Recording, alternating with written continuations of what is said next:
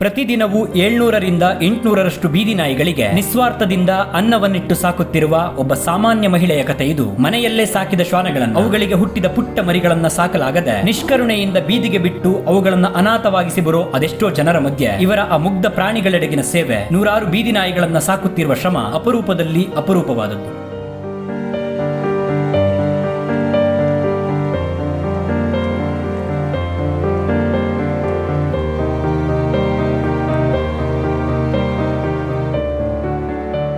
ರಜನಿ ಶೆಟ್ಟಿ ದಕ್ಷಿಣ ಕನ್ನಡ ಜಿಲ್ಲೆಯ ಮಂಗಳೂರಿನ ಈ ಮಹಿಳೆ ಕಳೆದ 25 ವರ್ಷಗಳಿಂದ ಸತತವಾಗಿ ಈ ಶ್ವಾನಗಳ ಸೇವೆಯಲ್ಲಿಯೇ ತೊಡಗಿದ್ದಾರೆ. ತನ್ನ ಸ್ವಂತ ಮನೆಯಲ್ಲಿಯೇ ಮಕ್ಕಳಂತೆ 60ರಿಂದ 70 ಅನಾಥರಾಗಿ ಅಂಗವಿಕಲರಾಗಿ ಸಿಕ್ಕಿದ ಶ್ವಾನಗಳನ್ನ, 15ರಿಂದ 20 ಅಪಘಾತಕ್ಕೆ ಅನಾರೋಗ್ಯಕ್ಕೀಡಾಗಿ ಸಿಕ್ಕಿದ ಬೆಕ್ಕುಗಳನ್ನ, ಕೆಲವು ಗಾಯಗೊಂಡು ಹಾರಲಾಗದ ಸ್ಥಿತಿಯನ್ನ ತಲುಪಿದ ಹದ್ದುಗಳನ್ನ, ಹಸು ಕೋತಿಯನ್ನ ಸಾಕುವುದರ ಜೊತೆಗೆ ಬೀದಿಯಲ್ಲಿರೋ 700ರಿಂದ 800 ನಾಯಿಗಳಿಗೆ ಪ್ರತಿದಿನವೂ ಅವುಗಳಿದ್ದಲ್ಲಿಗೆ ಹೋಗಿ ಊಟವನ್ನ ನೀಡಿ ಹೊಟ್ಟೆ ತುಂಬಿಸುವ ಕಾಯಕದಲ್ಲಿ ಕಳೆದೆರಡು ದಶಕಗಳಿಂದ ನಿರತರಾಗಿದ್ದಾರೆ. ದಾಮೋದರ್ ಶೆಟ್ಟಿ. ಆಕ್ಚುಲಿ ಬಾಂಬೆಯಿಂದ ನಮ್ಮ ಹಸ್ಬೆಂಡ್ಗೆ ಮದುವೆ ಆಗಿ ನಾನು ಕರ್ನಾಟಕ ಬ್ಯಾಂಗ್ಳೂರ್ಗೆ ಟಿಫಿನ್ ತಕೊಂಡು ಹೋಗುವಾಗ ಅಲ್ಲಿ ಫೀಡಿಂಗ್ ಸ್ಟಾರ್ಟ್ ಆಯ್ತು. ಇಟ್ಟೋಬ ಟೆಂಪಲ್ ರೋಡ್ ಅಲ್ಲಿಂದ ಜರ್ನಿ 2-4 ಆಗಿ ಈಗ 700 ಹತ್ರ ಫೀಡಿಂಗ್.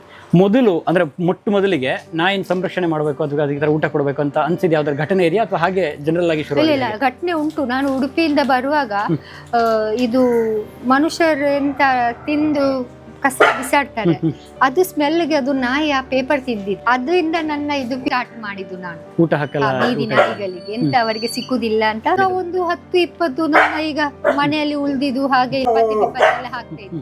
ಸ್ಪೆಷಲಿ ನಾಯಿಗೆ ಅಂತ ನಾನು ಆ ಘಟನೆ ನಂತರ ಸ್ಟಾರ್ಟ್ ಮಾಡಿ ಬೀದಿಗೆ ಎಂತೆಲ್ಲ ಸಿಕ್ಕುದಿಲ್ಲ ಅಲ್ಲಿ ನನ್ಗೆ ಗೊತ್ತಾಯ್ತು. ಅದು ಹಂತವಾಗಿ 100-200-500 ಹಾಗೆ ಈಗ ಇಷ್ಟು ತನಕ ಹಾಕಿದ್ದೆ. ಅವಾಗಿಂದ ಸ್ವಂತ ನಿಮ್ಮ ಹಣದಿಂದ, ನೀವು ದುಡಿದ ಹಣದಿಂದ ಮಾಡ್ತಾ 20 ಇಯರ್ಸ್ ನಮ್ಮ ಹಣದಿಂದಾನೇ ನಾನು ಮಾಡಿದ್ದೆ. ಲಾಕ್ ಡೌನ್ ಗೆ ಪೀಪಲ್ ಹೆಲ್ಪ್ ಮಾಡಿದ್ದು, ಮತ್ತೆ ಅದು ಸ್ವಲ್ಪ ಹೆಲ್ಪ್ ಬರ್ಲಿಕ್ಕೆ ಸ್ಟಾರ್ಟ್ ಆಯ್ತು. ಅದಕ್ಕಿಂತ ಮೊದಲು ಬರೀ ಸ್ವಂತ ನಿಮ್ಮ ಹಣ ಸ್ವಂತನೇ. ಈ ಕೆಲಸಕ್ಕೀಗ ಈಗ ಈ ತರ ಸಮಾಜಮುಖಿ ಕಾರ್ಯಕ್ರಮ ಮಾಡಿದಾಗ ಮುಖ್ಯವಾಗಿ ಮನೆಯಲ್ಲಿ ಸಮಸ್ಯೆಗಳಿರ್ತವೆ. ಅಂದ್ರೆ ಮನೆ ಫ್ಯಾಮಿಲಿಯವರು, ಅಕ್ಕಪಕ್ಕ ಈ ತರದೆಲ್ಲ ಇರುತ್ತೆ. ಮನೆಯವರು ನಿಮಗೆ ಸಪೋರ್ಟ್ ಮಾಡ್ತಾರೆ? ಮನೆಯವರು ಸಪೋರ್ಟ್, ಮಕ್ಕಳು ಸಪೋರ್ಟ್, ಅಕ್ಕಪಕ್ಕ ಇಂದ ಮಾತ್ರ ತೊಂದರೆ. ಮನೆಯವರು ತುಂಬಾ ಮನೆಯವ್ರ ಸಪೋರ್ಟ್ ಇದಕ್ಕೆ ಅಂದ್ರಲ್ಲ ಅವಾಗ ಶುರು ಮಾಡಿದಾಗ ಅವಾಗಿಂದ ಇದಕ್ಕೆ ಕೆಲಸ ಅವ್ರಿಗೂ ಇಷ್ಟ ಪ್ರೀತಿ ಇದೆ ಪ್ರಾಣಿ ಎಲ್ಲ ಗಾಡ್ ಗಿವನ್ ಗಿಫ್ಟ್ ಹೇಳ್ತಾರಲ್ಲ, ಪ್ಯಾಕೇಜ್. ಹಂಗೆ ಎಲ್ಲರಿಗೂ ಇದೇ ತರ ಪ್ರೀತಿ ಇದೆ. ಎಷ್ಟು ಜನ ನಿಮ್ಮ ಕುಟುಂಬ? ಹೇಗೆ? ನನ್ನ 3 ಮಕ್ಕಳು ಮತ್ತೆ ನಾನು, ನನ್ನ ಗಂಡ, 5 ಜನ. ನಾವು 5 ಜನ ಇದ್ದೀರಾ. 3 ಮಕ್ಕಳಿಗೆ ಸಹ ನಾಯಿಗಳ ಮೇಲೆ ಅತೀವ ಪ್ರೀತಿ ಇದೆ. ಎಲ್ಲ ಬೆಕ್ಕು, ನಾಯಿ ಎಲ್ಲ ಪ್ರಾಣಿಗಳ ಮೇಲೆ ಒಟ್ಟಾರೆ. ಅದು ಚಿಕ್ಕ ಇರುವಾಗನೇ ನೋಡಿದಾರಲ್ಲ, ಅದೇ ದೊಡ್ಡ ಆಗುವಾಗ ಸಹ ನಾವು ಮಕ್ಕಳು ಚಿಕ್ಕ ಇರುವಾಗನೇ ಪ್ರಾಣಿ ಮೇಲೆ ಪ್ರೀತಿ ಕಲಿಸ್ಬೇಕು. ಅವಾಗನೇ ದೊಡ್ಡ ಆಗುವಾಗ ಅವರು ಪ್ರೀತಿ ಮಾಡ್ತಾರೆ. ಬೀದಿ ನಾಯಿಗಳಿಗೆ ಟ್ರೀಟ್ಮೆಂಟ್ ಕೊಡುದು, ಗಾಯಗೆ ಮದ್ದು ಹಾಕುದು, ಅವಾಗಿಂದ ಸಹ ಇದು ಮೀನ್ಸ್ ನಾವು ಸೋಷಿಯಲ್ ಮೀಡಿಯಾ ಯೂಸ್ ಮಾಡ್ತಾ ಇರ್ಲಿಲ್ಲ. ಸೊ ಯಾರಿಗೆ ಗೊತ್ತು ಮಾಡಿಸಿಲ್ಲ. ನಮ್ಮ ಎಷ್ಟು ಕೆಲಸನೂ ನಾವು ಮಾಡ್ತಾ ಹೋಗಿದ್ದು. ಲಾಕ್ಡೌನ್ಗೆ ಸೋಷಿಯಲ್ ಮೀಡಿಯಾಗೆ ನಾವು ಬಂದೆ, ಮತ್ತೆ ಎಲ್ಲರಿಗೆ ಇದು ಗೊತ್ತಾಯ್ತು. ಈಗ 700 ಬೀದಿ ನಾಯಿ ಉಂಟು. ಮನೆದು ಒಂದು 60 ಹತ್ತಿರ ಮನೆದು ಉಂಟು. ಮತ್ತೆ ದಿವಸಕ್ಕೆ 60 kg ಅಕ್ಕಿ ಬೇಯಿಸ್ತೇನೆ. ರೆಸ್ಕ್ಯೂ ಸಹ ಮಾಡ್ತೇನೆ, ಬಾವಿ ರೆಸ್ಕ್ಯೂ. ಒಮ್ಮೊಮ್ಮೆ ಬಾವಿ ದಿವಸಕ್ಕೆ 3 ಇರ್ತದೆ, 4 ಇರ್ತದೆ. ಕೆಲವು ಸತ ನಾಯಿಗಳು ತಲೆಗೆ ಡಬ್ಬಿ ಪ್ಲಾಸ್ಟಿಕ್, ಅದು ರೆಸ್ಕ್ಯೂ ಇರ್ತದೆ. ಆಕ್ಸಿಡೆಂಟ್ ಇರ್ತದೆ. ಕೆಲವು ಟ್ಯಾರಿಸ್, ಯಾರ್ಯಾರ ಟ್ಯಾರಿಸ್ಗೆ ಹೋಗಿ ನಾಯಿಗಳು ಸಿಕ್ಕಾಬಿಡ್ತದೆ, ಬೆಕ್ಕುಗಳು, ಅದು ರೆಸ್ಕ್ಯೂ ಇರ್ತದೆ. ಹೇಳಲಿಕ್ಕೆ ಎಂತದ್ದು ರೆಸ್ಕ್ಯೂ ಇರ್ತದೆ. ಸ್ವತಃ ನೀವೇ ಇಳಿದು ರೆಸ್ಕ್ಯೂ ಮಾಡಿದ್ರೆ ಮಾತ್ರ ಅದು ನನಗೆ ತುಂಬಾ ಖುಷಿ. ತುಂಬಾ ಬೇಜಾರು ಸಹ. ಯಾಕಂದ್ರೆ 1-2 ವರ್ಷ ಮುಂಚೆ, ರೀಸೆಂಟ್ 6 ತಿಂಗಳು ಮುಂಚೆ ಸಹ ಬಾವಿಗೆ ನಾನು ಹೋದೆ ರೆಸ್ಕ್ಯೂಗೆ. ನಾಯಿ ಬೆಕ್ಕುದು ತಲೆ ಬುರುಡೆ ಹೇಳ್ತಾರಲ್ಲ, ಅದು ಎಲ್ಲ ಇತ್ತು. ಅದಾಗಿ ಬಿದ್ದು ಯಾರು ತೆಗ್ದಿಲ್ಲ. ಯಾಕಂದ್ರೆ ಅದು ತುಂಬಾ 1 ಎಕರೆ 50 ಸೆನ್ಸಿಗೆ ಒಂದು ಖಾಲಿ ಜಾಗ ಇರ್ತದೆ. ಆ ಬಾವಿ ಯಾರು ಸಹ ಯೂಸ್ ಮಾಡುದಿಲ್ಲ. ಬೆಕ್ಕು ನಾಯಿ ಬಿದ್ದರೆ ಆಗುದಿಲ್ಲ, ಸತ್ತು ಹೋಗ್ತದೆ. ಈಗ ನಾವು ಆಲ್ಮೋಸ್ಟ್ 194 ವೆಲ್ ರೆಸ್ಕ್ಯೂ ಮಾಡಿದ್ದೇವೆ. ಹಾವು, ಹಕ್ಕಿಗಳು, ಕೋತಿ ಈಗೆಲ್ಲ ಇರ್ತದಲ್ಲ, ತಾಗಿದೆ ಹಾಗೆ, ಮತ್ತೆ ಬೆರು ಎಲ್ಲ ಎಂತ ಪ್ರಾಣಿ ಆಗ್ಲಿ ಮಾಡ್ತೇವೆ. ಮೀನ್ಸ್ 25 ಮಂದಿ, 1ರಿಂದ 700 ತನಕ ಬರ್ಲಿಕ್ಕೆ ಇಷ್ಟು ವರ್ಷದ ಜರ್ನಿ ಬೇಕಾಯ್ತು. 25 ವರ್ಷಗಳಲ್ಲಿ ನೀವು ಎದುರಿಸಿರುವಂತ ಕಷ್ಟಕರ ಸಂಗತಿಗಳು ಯಾವ್ದಾರು ಇದ್ರೆ, ಕಷ್ಟ ಅನ್ನೋದಿದ್ರೆ, ತುಂಬಾ ಕಷ್ಟಕರವಾಯ್ತು, ಫೇಸ್ ಮಾಡೋದು ಕಷ್ಟ ಆಯ್ತು ಅಂತ? ಕಷ್ಟ, ತುಂಬಾ ಕಷ್ಟ ಅಂದ್ರೆ ಅಕ್ಕಪಕ್ಕ ಟಾರ್ಚರ್ ಮಾಡಿದ್ರೆ ಅದು ದೊಡ್ಡ ಸಮಸ್ಯೆ. ಅದು ಒಂದು. ಎರಡನೇ, ನಾನು ಒಂದು ಬಾವಿ ರೆಸ್ಕ್ಯೂ ಮಾಡಿದೆ. ಆಲ್ಮೋಸ್ಟ್ 60 feet ಇರ್ಬಹುದು. ಅದು ಬಾವಿಗೆ ನಾಯಿ ಬಿದ್ದು ನಾಯಿ ಮಾಟೆ ಒಳಗೆ ಹೋಗಿದ್ದು. More than 10 feet to 15 feet ಗುಹೆಗೆ ಹೋಗಿದ್ದೆ. ಅಲ್ಲಿಂದ ನಾನು ನಾಯಿಗೆ ಕಟ್ಟಿ ರೆಸ್ಕ್ಯೂ ಬರುವ ತನಕ ನನ್ನ ಕಾನ್ಸೆಪ್ಟ್ಸ್ ಎಲ್ಲ ಹೋಗಿದೆ ಮೇಲೆ ಬರುವಾಗ. ಅದು ಯಾವಾಗ ಸಹ ನೆನಪಿರುವುದು ರೆಸ್ಕ್ಯೂ. ಆಕ್ಸಿಜನ್ ಇರ್ಲಿಲ್ಲ, ತುಂಬಾ ಟೈಮ್ ಆಯ್ತು, ಆಕ್ಸಿಜನ್ ಇರ್ಲಿಲ್ಲ. ಅದು ಒಂದು ಮರಿಲಿಕ್ಕೆ ಸಾಧ್ಯ. ನಮ್ಮ ಗಂಡ ಬೇಗ ರೋಪ್ ಎಲ್ಲ ಕಟ್ಟು ಬೇಗ ಮೇಲೆ ಬಂದೆ. ನಾನಾಗ ಮೇಲೆ ಬರ್ಲಿಕ್ಕೆ ನನ್ಗೆ ಆಗಿಲ್ಲ, ಅವರೇ ಫುಲ್ ಬೇಗ. ನಿಮ್ಮ ಗಂಡನು ರೆಸ್ಕ್ಯೂ ಆಪರೇಷನ್ ಗಳಿಗೆ ಬರ್ತಾರೆ, ಅವರು ಕೂಡ ಬರುದು ಮಾತ್ರ ಧೈರ್ಯಗೆ ನನಗೆ. ನೀವು ಎಲ್ಲ ಕೆಲಸಗಳು ನೀವೇ ಮಾಡ್ತೀರಾ? ನಿಮ್ಮ ದುಡಿಮೆ? ನಾನು ಒಂದು ಮನೆಗೆ ಅಡಿಗೆ ಕೆಲಸ ಹೋಗ್ತೇನೆ, ಮಕ್ಕಳಿಗೆ ಸ್ನಾನ ಮಾಡಿಸ್ಲಿಕ್ಕೆ ಹೋಗ್ತೇನೆ, ಡಾಗ್ ಕೇರ್ ಟೇಕರ್ ಆಗಿ ಹೋಗ್ತೇನೆ. ಸಂಪಾದಿಸಿದೆಲ್ಲ ಪುನಃ ಇಲ್ಲ, ಎಲ್ಲ ಸಂಪಾದನೆ ನಾಯಿಗಳೇ ಅಂದ್ರೆ ನಿಮ್ಮ ಜೀವನಕ್ಕೆ ನಮ್ಮ ಜೀವನಕ್ಕೆ ಸಾಕ್ತದೆ, ಸ್ವಲ್ಪ ಇವರಿಗೆ ಸಾಕ್ತದೆ. ಕೊಟ್ರೆ ಓಕೆ, ಕೊಡುದಿಲ್ಲ ಆದ್ರೆ ನಾವು ನಮ್ಮ ಮನೆ ಮಾಡಿ ಹಾಕ್ತೀರಾ? ಮಾಡಿ ಹಾಕುದು. ಜೀವನ ಸಾಕ್ತದೆ ಆರಾಮಾಗಿ? ಆರಾಮಾಗಿ ಸಾಕ್ತದೆ. ಇವರಿಗೆ ಸಹ ಸಾಕ್ಬಹುದು, ನಮ್ಗೆ ಸಾಕ್ಬಹುದು. ಅಂದ್ರೆ ನಿಮ್ಮ ಶ್ರಮದಿಂದ ಇವರನ್ನ ಹುಡುಕಿ ಮಂಗಳೂರಿನ ಇವರ ನಿವಾಸದೆದುರಿಗೆ ಹೋಗಿ ನಿಂತವನಿಗೆ ಕಂಡದ್ದು ಅನಾಥರಾಗಿ, ಅಂಗವಿಕಲರಾಗಿ, ದಿಕ್ಕು ದಾರಿ ಇಲ್ಲದೆ ಇವರ ಕೈಗೆ ಸಿಕ್ಕಿ ಇವರ ಆಶ್ರಯದಲ್ಲಿ ಮರುಜನ್ಮ ಪಡೆದು ಬದುಕುತ್ತಿರುವ ಒಂದಷ್ಟು ಮುಗ್ಧ ಪ್ರಾಣಿಗಳ ಬದುಕು. ಅವರ ಈ ಪ್ರಾಣಿಗಳೆಡೆಗಿನ ಪ್ರೀತಿ ಎಲ್ಲಿಂದ ಶುರುವಾಯಿತು? ಇಷ್ಟೊಂದು ಪ್ರಾಣಿಗಳಿಗೆ ಅನ್ನವನ್ನಿಟ್ಟು ಸಾಕಲು ಹೇಗೆ ಸಾಧ್ಯವಾಯಿತು? ಅವರಿಗೆದುರಾಗುವ ಕಷ್ಟ ಸವಾಲುಗಳೇನು ಎಂಬೆಲ್ಲ ಪ್ರಶ್ನೆಗಳಿಗೆ ಉತ್ತರವನ್ನ ಅವರಿಂದಲೇ ತಿಳಿಯುತ್ತಾ ಹೋದಾಗ ಅವರ ಈ 25 ವರ್ಷಗಳ ಪ್ರಾಣಿಗಳಿಗಾಗಿ ಬದುಕಿದ ಬದುಕು ಆಶ್ಚರ್ಯ ಮೂಡಿಸಿತ್ತು ನಿಜ. ಅಪಘಾತಕ್ಕೆ ಅನಾರೋಗ್ಯಕ್ಕೀಡಾಗಿ ಸಿಕ್ಕ ಅದೆಷ್ಟೋ ಪ್ರಾಣಿಗಳಿಗೆ ಶಸ್ತ್ರಚಿಕಿತ್ಸೆಗಳನ್ನ ಮಾಡಿಸಿ ತನ್ನ ಮನೆಯಲ್ಲೇ ಇರಿಸಿ ಅವುಗಳನ್ನ ಪಾಲಿಸಿ ಪೋಷಿಸಿ ಅವುಗಳ ಉದರವನ್ನ ತೃಪ್ತಿಪಡಿಸುತ್ತಾ ಈ ಮೂಕ ಪ್ರಾಣಿಗಳ ಸೇವೆಯಲ್ಲಿಯೇ ತಮ್ಮ ಜೀವನವನ್ನ ಕಳೆಯುತ್ತಿದ್ದಾರೆ. ಈ ಪ್ರಾಣಿಗಳೆಡೆಗಿನ ಸೇವೆಗೆ ಇವರ ಕುಟುಂಬದವರ ಬೆಂಬಲವೂ ಇದೆ. ಹಲವಾರು ಕೆಲಸಗಳಲ್ಲಿ ಅವರು ಕೂಡ ಭಾಗಿಯಾಗುತ್ತಾರೆ. 16 ಕಿಲೋಮೀಟರ್ ಸುತ್ತಿ ನಾಯಿಗಳಿದ್ದ ಜಾಗಕ್ಕೆ ಹೋಗಿ 60 ರಿಂದ 70 ಕೆಜಿಯಷ್ಟು ಅಕ್ಕಿಯ ಅನ್ನವನ್ನ ಹಾಕಿ ಬರುವುದು, ವರ್ಷಗಳಿಂದ ಅದೇ ಕಾಯಕವನ್ನ ಮಾಡುತ್ತಾ ಬರುವುದು ಕಷ್ಟವೇ ಕುಟುಂಬದ ಬೆಂಬಲವಿಲ್ಲದಿದ್ದರೆ.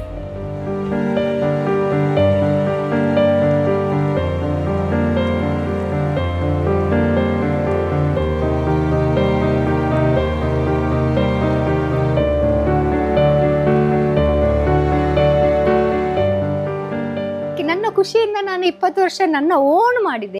ಈಗ ನಾನು ಯಾರ ಮೇಲೆ ಡಿಪೆಂಡ್ ಇರುವುದಿಲ್ಲ. ಕೊಟ್ಟಿದ್ರೆ ನನಗೆ ಸಪೋರ್ಟ್ ಆಗ್ತದೆ, ಹೆಲ್ಪ್ ಆಗ್ತದೆ, ಇನ್ನು ನಾನು ಮಾಡಬಹುದು ಅಷ್ಟೇ. ನನ್ನೊಂದು ದೊಡ್ಡ ಡ್ರೀಮ್ 24 hour ಫ್ರೀ ಹಾಸ್ಪಿಟಲ್ ಪ್ರಾಣಿಗೆ, ಎಲ್ಲ ಪ್ರಾಣಿಗಳಿಗೆ ವ್ಯಾಕ್ಸಿನ್ ಫ್ರೀ, ಟ್ರೀಟ್ಮೆಂಟ್, ಸರ್ಜರಿ ಎಲ್ಲ ಫ್ರೀ ಇರ್ಬೇಕು. ಹೌದು, ದೊಡ್ಡ ಡ್ರೀಮ್. ನನ್ನಿಂದ ನಾನ್ ಮಾಡ್ಬೇಕು, ಇಲ್ಲಾದ್ರೆ ಯಾರಾದ್ರೂ ಬರ್ಬೇಕು. ಒಂದು ಇವತ್ತಿಲ್ಲಾದ್ರೆ ನಾಳೆ ಒಂದು ನಾನು ಇಲ್ಲಾದ್ರೆ ಬೇರೆ ಯಾರಾದ್ರೂ ಸಹ ಮಾಡಿ. ಸಂಖ್ಯೆ ಜಾಸ್ತಿ ಆಗ್ಬಾರ್ದು. ಪಬ್ಲಿಕ್ ಇವರಿಗೆ ಬದ್ಲಿಕ್ಕೆ ಬಿಡುದಿಲ್ಲ. ಸ್ಟೆರಿಲೈಸ್ ಮಾಡ್ತೇವೆ, ಬರ್ತೇವೆ, ಸರ್ಜರಿ ಮಾಡ್ತೇವೆ, ಮರಿಗಳು ಇರಬಾರ್ದು. ಹಾಗೆ ಎಷ್ಟು ನಾಯಿಗಳು ಉಂಟು ಜೀವಂತವಾಗ ಇರುವಾಗ ಒಂದು ಒಟ್ಟು ಊಟ ಸಿಗ್ಬೇಕು ಅಷ್ಟೇ. ನಾಯಿ ಸಂಖ್ಯೆ ಜಾಸ್ತಿ ಆಗ್ಬಾರ್ದು. ನಾ ಹೇಳ್ತಿರದಲ್ಲ, ನೀವು ಊಟ ಹಾಕೋದ್ರ ಸಂಖ್ಯೆ ಜಾಸ್ತಿ ಆಗ್ಬೇಕು. ಇಲ್ಲ, ಎನರ್ಜಿ ಅಷ್ಟು ಇಲ್ಲ, ಅದೇ ಆಗ್ತದೆ. ಅಟ್ಲೀಸ್ಟ್ ಟ್ರೈ ಮಾಡುದು ಎಷ್ಟು ಆಗ್ತದೆ ಮಾಡುವ. ಈಗ ಬೀದಿ ನಾಯಿಗಳ ಸಂಖ್ಯೆ ಜಾಸ್ತಿ ಆಗ್ತದೆ. ಅಂದ್ರೆ ಈಗ ನೋಡಿ, ಎಲ್ಲಿ ನೋಡಿದ್ರು ಎಲ್ಲ ಮನೇಲಿ ಸಾಕಿರೋ ತಂದು ಬಿಡ್ತಾರೆ, ರೋಡ್ಗೆ ಬಿಡ್ತಾರೆ. ಇದನ್ನ ಒಂದು ಏನಾರು ತಡಿಯಕ್ಕೆ ಒಂದು ಮಾರ್ಗ ಯಾವ್ದಾರು ಇದೆ ಅಂದ್ರೆ ಯಾವ ಮಾರ್ಗ ನಿಮ್ ಪ್ರಕಾರ? ಒಂದು ಪ್ರಕಾರ ಎಲ್ಲ ಮನೆಗೆ ಹೋಗಿ ಸರ್ವೆ ಮಾಡ್ಬೇಕು. ಯಾರ ಮನೆಯಲ್ಲಿ ನಾಯಿ ಉಂಟು ಅದಕ್ಕೆ ಸರ್ಜರಿ ಮಾಡ್ಬೇಕು. ಅವಾಗ ನೀವು ಮರಿಗಳು ರೋಡ್ ಅಲ್ಲಿ ಬಿಡ್ಲಿಕ್ಕೆ ಇಲ್ಲ. ನಾನು ಅದೇ ಮಾತಿಗೆ ಬರೋನಿದ್ದೆ. ಮುಖ್ಯವಾಗಿ ಸರ್ಜರಿ ಮಾಡೋದ್ರಿಂದ ಈ ನಾಯಿಗಳ ಸಂಖ್ಯೆ ಜಾಸ್ತಿ ಆಗೋದನ್ನ ಅಥವಾ ಹಿಂಸೆ ಪಡೋದನ್ನ ಇಲ್ಲ.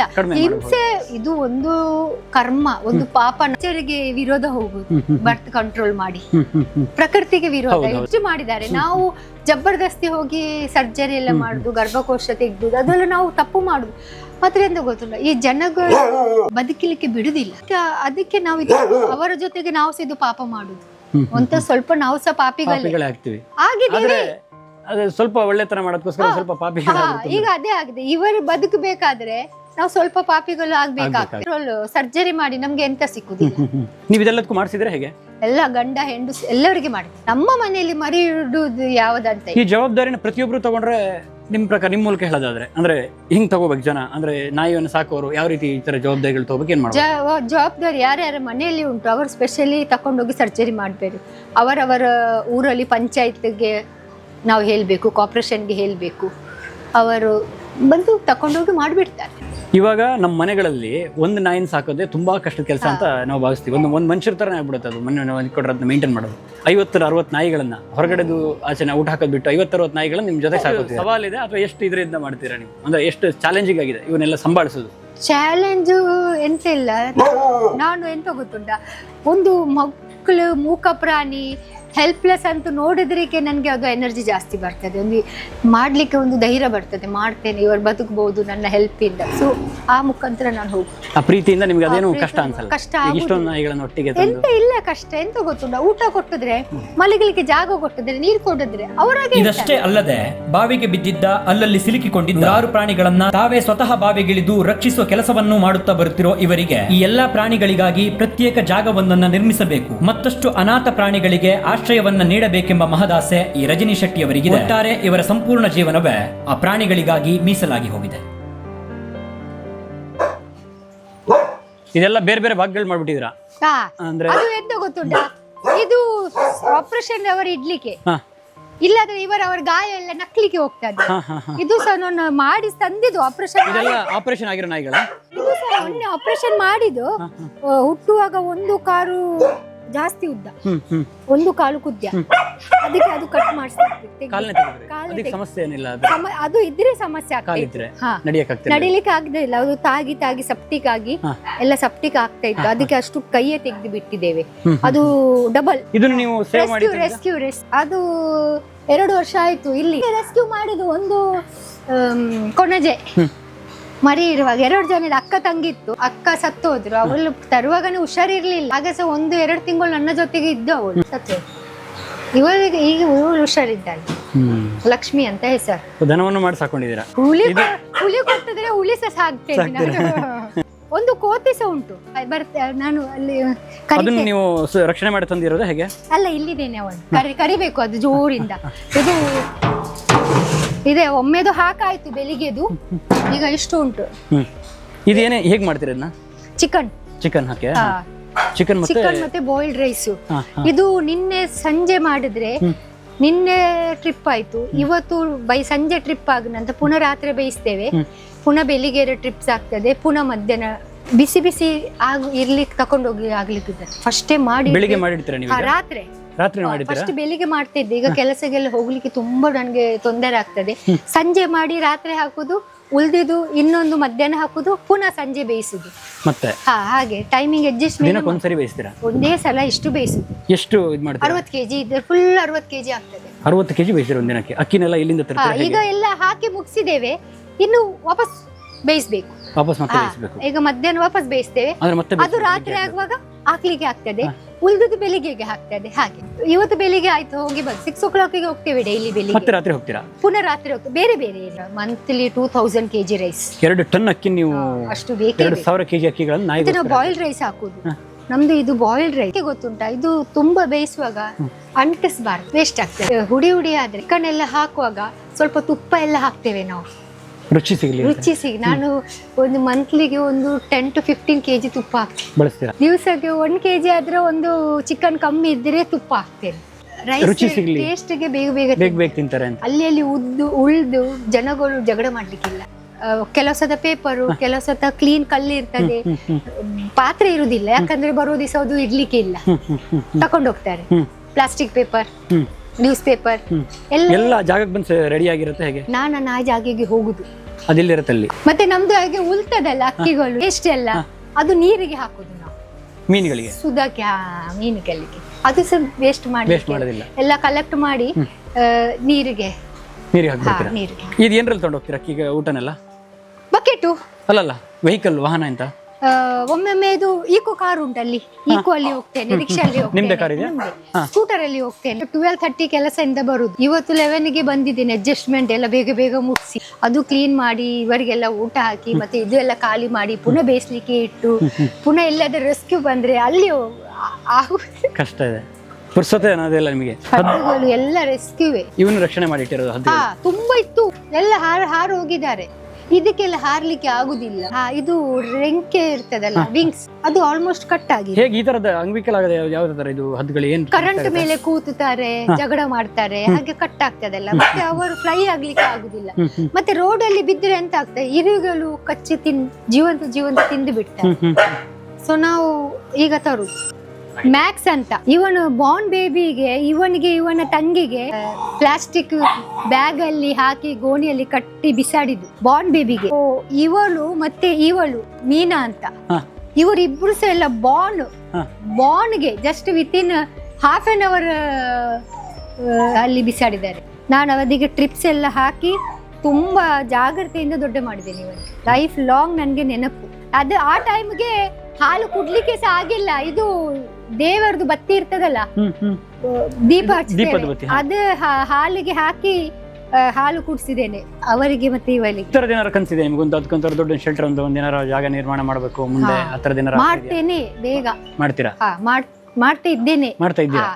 ಆಗ್ಬಹುದು ಬೇಗ ಬೇಗ ಅಂದ್ರೆ ಇನ್ನು ಹೆಚ್ಚಿನ ಇವನ್ನ ಹೆಚ್ಚಿನ ನಾಯಿಗಳು ಸಾಕುವಾಗ ಸರ್ಜರಿ ಟ್ರೀಟ್ಮೆಂಟ್ ಎಲ್ಲ ಆಗ್ತದೆ, ಬೇಗ ಅಲ್ಲಿ ಆಗ್ತದೆ. ಈ ರೀತಿ ಎಷ್ಟು ನಾಯಿಗಳವರೆಗೂ ನಾನು ಸಾಕಬಲ್ಲೆ ಅಂತ ನಿಮ್ಗೆ ಅನ್ಸುತ್ತೆ? ಅಂದ್ರೆ ನಿಮ್ಮ ಸ್ವಂತಿಕೆಯಲ್ಲಿ ಸಾಕಬಲ್ಲೆ ಸಾಕ್ತೇನೆ. ಎಷ್ಟು ಬಂದ್ರೆ ಸಾಕ್ತೀರಾ? ನಮ್ಮ ಅದಕ್ಕೆ ಸಂಖ್ಯೆ ಏನಿಲ್ಲ, ನನ್ನ ಹತ್ರ ಎಷ್ಟು ತಾಕತ್ತು ಉಂಟು ನಾನು ಸಾಕ್ತೇನೆ. ಈ ಮುಂದಿನ ಜೀವನ ನಾಯಿ ಇದ್ರ ಜೊತೆ ಇವ್ರ ರಕ್ಷಣೆ ಜೊತೆ ತೊಡಸ್ಕೊಂಡ್ಬಿಡೋಣ ಅಂತ ಡಿಸೈಡ್ ಆಗ್ಬಿಟ್ಟಿದ್ರೆ ಗುರಿ ಏನು? ಇದರಲ್ಲೇ ಗುರಿ ನಿಮ್ಗೆ ಇವಕ್ಕೆ ನನ್ನ ಆಯ್ತು ಆಲ್ಮೋಸ್ಟ್ ನನಗೆ 48 ಇಯರ್ಸ್. ಇನ್ನು ಎಷ್ಟು ಬದುಕ್ತೇನೆ ನಾನು? ಅಟ್ಲೀಸ್ಟ್ ಬದುಕುವ ತನಕ ಕಂಟಿನ್ಯೂ ಮಾಡುದು, ಮತ್ತೆ ನೋಡುವ. ವಿಜಯ್ ಕಾಪಿ ಕಾಡಿಂದ ನಾನು ರೆಸ್ಕ್ಯೂ ಮಾಡಿದೆ ಬೆಕ್ಕು. ಆಲ್ಮೋಸ್ಟ್ ಆಕ್ಸಿಡೆಂಟ್ ಆಗಿ ಎಲ್ಲ ಕೈ ಎಲ್ಲ ಇದು ಆಗಿತ್ತು, ಚಟ್ನಿ ಆಗಿತ್ತು. ಸರ್ಜರಿ ಮಾಡಿ ಇನ್ನೆಷ್ಟು ದಿನದಲ್ಲಿ ಅದು ಸರಿ ಹೋಗ್ಬೋದು? ತುಂಬಾ ದಿವಸ ಹೋಗ್ತದೆ, ದಿನಗಳು ಬೇಕು. ನೋವು ಉಂಟಲ್ಲ ತುಂಬಾ ದೊಡ್ಡ ಸರ್ಜರಿ ಅದು. ಬಿಲೆ ಬಿಲೆ ಮುಲ್ದುಲ ಬಿಲೆ ತುಂಬಾ ನೋವಿದೆ ಅಲ್ವಾ? ತುಂಬಾ ಪಾಪ ರೀ. ಇದು ಟ್ಯಾಬ್ಲೆಟ್ಸ್ ಈ ತರದ್ ಏನಾದ್ರು ಇಂಜೆಕ್ಷನ್ ಮಾತ್ರನಾ? ಓ ಆಂಡ್ ಬಂಗಾರ ತುಂಬಾ ನಾಯಿಗಳದೆಲ್ಲ ಕಾಲೆಲ್ಲ ಇದಾಗಿದೆ ಅಂದ್ರೆ ಎಲ್ಲ ಆಕ್ಸಿಡೆಂಟು, ಯಾರಾದ್ರೂ ಹೊಡೆಯುವುದು, ಎಲ್ಲಾದ್ರೂ ಬಿತ್ತಾರೆ. ಸವಾರಿ ಮಾಡ್ತಿದ್ದಾನೆ. ಈಗ ಬರ್ತಾರೆ ನಿಮ್ಮ ಹತ್ರ, ಸ್ವಲ್ಪ ಅರ್ಧ ಗಂಟೆ ಆಗ್ಲಿ, ಸ್ವಲ್ಪ ಪರಿಚಯ ಆಗ್ಬೇಕು. ಇದು ನಿಮಗೆ ಒಳ್ಳೆ ಏನು ಟೈಮ್ ಪಾಸ್ ಎಷ್ಟು ಉಪದ್ರ ಮಾಡ್ತಾರೆ. ಒಂದು ಬಟ್ಟೆ ಅದು ಇಲ್ಲಿ ಬಟ್ಟೆ ಹಾಕಿದ್ರೆ ಕೆಳಗೆ ಹಾಕ್ತಾರೆ, ಅದಕ್ಕೆ ನಾನು ಮೇಲೆ ಬಟ್ಟೆ ಹಾಕಿದ್ರೆ ಅದು ಶೀಟ್ ಮೇಲೆ ಬೀಳ್ತದಲ್ಲ, ಅದಕ್ಕೆ ಹಾಗೆ ಅಲ್ಲಿ ಹಾಕಿರೋದು ಅವನ ಉಪದ್ರಗೆ.